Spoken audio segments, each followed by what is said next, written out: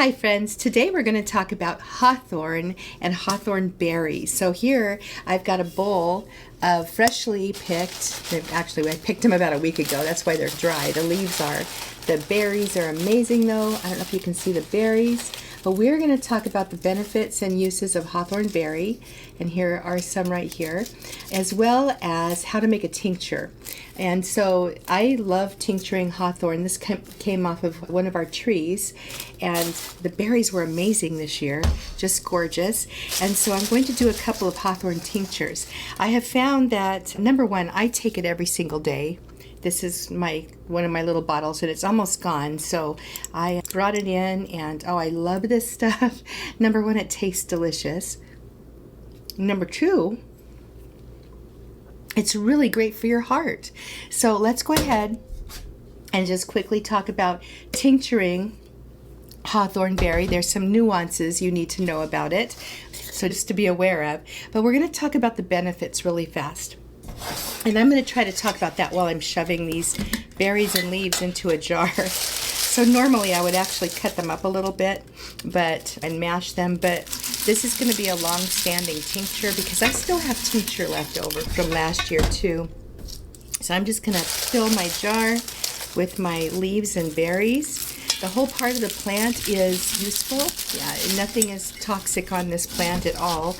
And although it's mainly the leaves and the berries and the flowers in the spring that are useful, but hawthorn berries come from a plant called crataegus. There are, I would say, over 200 species, from what I understand, of this beautiful plant, and they're native to Europe and Asia and North America. You can literally find them everywhere. Oops.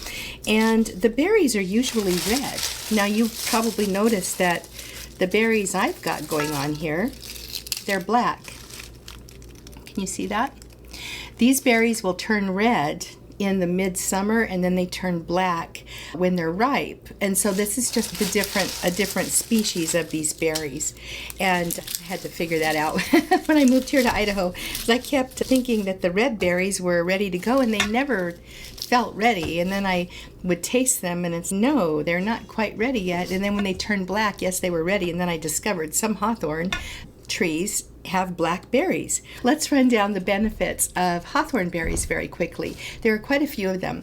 So first off, and the reason I love taking hawthorn every single day, sometimes a couple of times a day even, or 3 times a day, is that it is so beneficial for the heart and the circulatory system.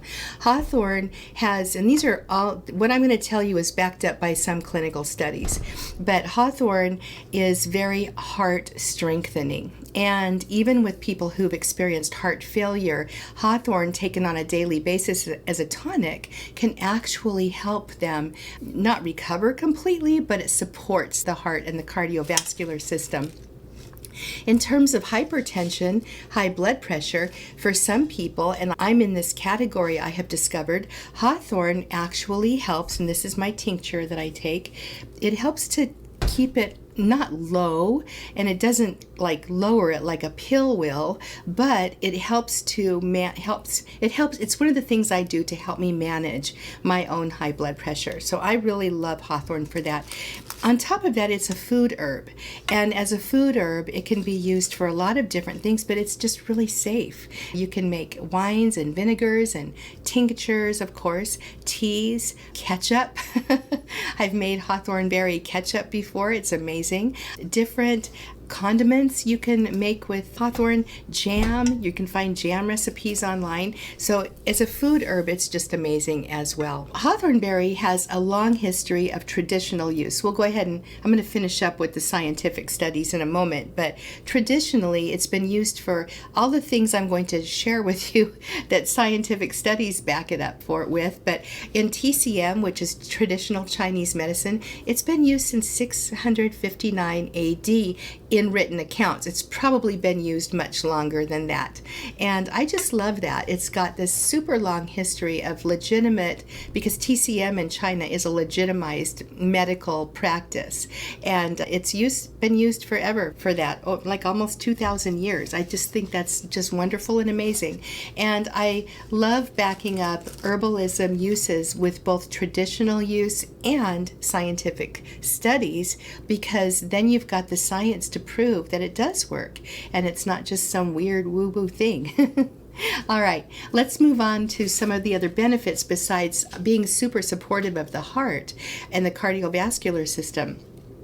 Hawthorn berry is wonderful for the digestive system. If you have stomach troubles, it can be helpful just to calm the pain and also with certain digestive issues. I really like to just add it as one of the helper herbs when I've got people or clients with stomach issues.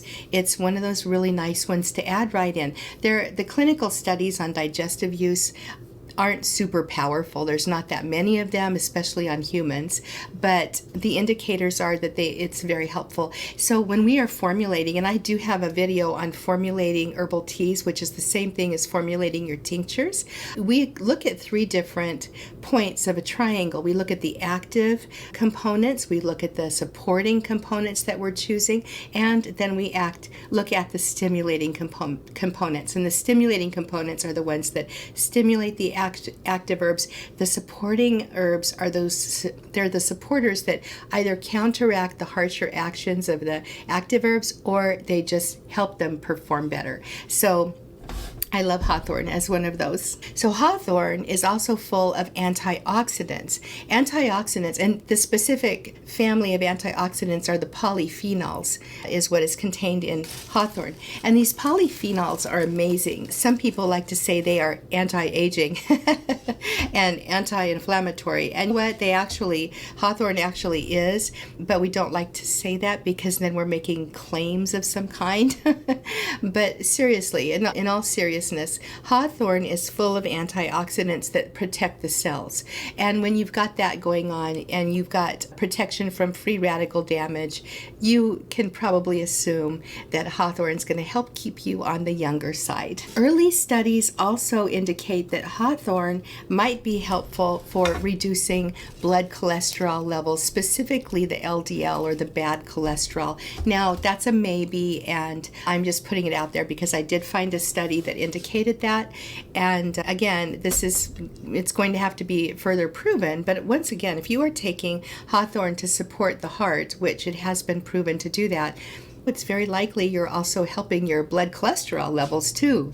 Now, hawthorn is a member of the rose family or the Rosaceae family. And I'm not saying it's because of that, but hawthorn might actually be helpful with helping you deal with anxious feelings. Now, it's not going to supplant a medicine or be a substitute for a medical drug or anything like that, but in terms of just calming the heart, especially the physical and the energetic heart, and also soothing emotions, hawthorn can be wonderful. I know I feel a difference, not a massive difference or a major difference, and I do use an awful lot of essential oils to help me manage my own sadness, feelings of sadness. Notice the way I'm saying this, I'm not making medical claims because I'm not a doctor. But whenever I get anxious or things in the world seem overwhelming to me, I love taking my hawthorn tincture as well as using my emotionally supportive essential oils. And again, it's not magic, it's not woo-woo. It goes to the chemistry of the plant and how the chemicals, the molecules of these plant chemicals work on our body. And it's a kind of an intuitive thing. Anyway, let's go ahead and get this tincture made because you've probably been waiting for this. Now, I want to just mention that hawthorn is full of pectin. The berries are. So when you're dealing with medicinal herbs that are high in pectin, it's important to just recognize that and then choose a lower proof alcohol. Okay, so I did let my berries shrivel up a little bit. They are not all the way dried, which is fine, but the more dried they are, the less pectin you're going to have in your tincture. If they're shriveled, like mine are, I'm going to probably have a bit of a thicker tincture. In fact, I don't know if you can see this. I'll hold it up against this back wall, which is white. When I pull this tincture out, I don't know if you can see, it's a very thick, viscous tincture. It's not a real, like a lot of alcohol tinctures are thinner. This is a thicker tincture. You can see, I don't know, you can tell because it just drips. It's like a stretched out rubber band. It's very thick, and that bothers some people. It does not bother me at all. I will take my Hawthorn tincture happily every day, and it's got a really nice flavor. It tastes very good. That's another plus with this tincture. 80 proof alcohol, whoops.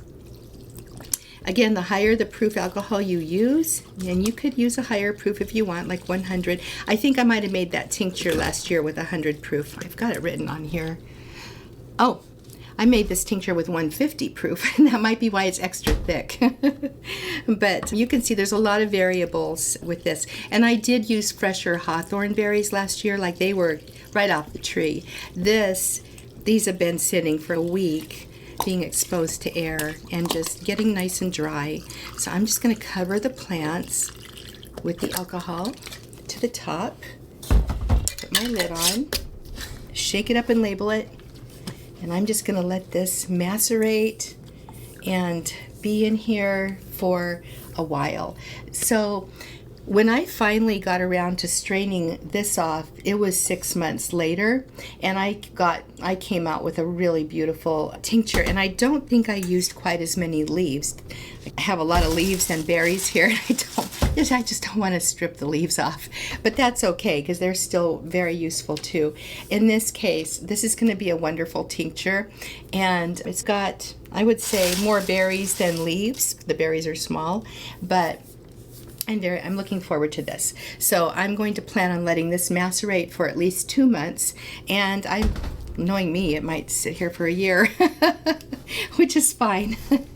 But it'll still be very powerful and wonderful and isn't going to go bad. So anyway, I'm Heidi Villegas with Healing Harvest Homestead, and I'm going to go ahead and get this other half gallon going over here and have some beautiful tinctures to use and give away and have forever if I want to. All right, I will see you in the next video, and thank you for being here. Please subscribe to my channel, and if you want to learn herbalism, please join us in the Confident Herbalist Tribe. It's our membership. It is amazing. And if you want to ditch the drugstore and get your home apothecary made, you're welcome to join us in the next round. And then finally, if you want to get certified as a family herbalist, I do have a program for that too, and I'm working on other certification programs, including some in aromatherapy. All right, I will see you later in the next chat. It was so good to see you here. Thank you so much for watching, and I'll talk with you later about herbs and oils and fun.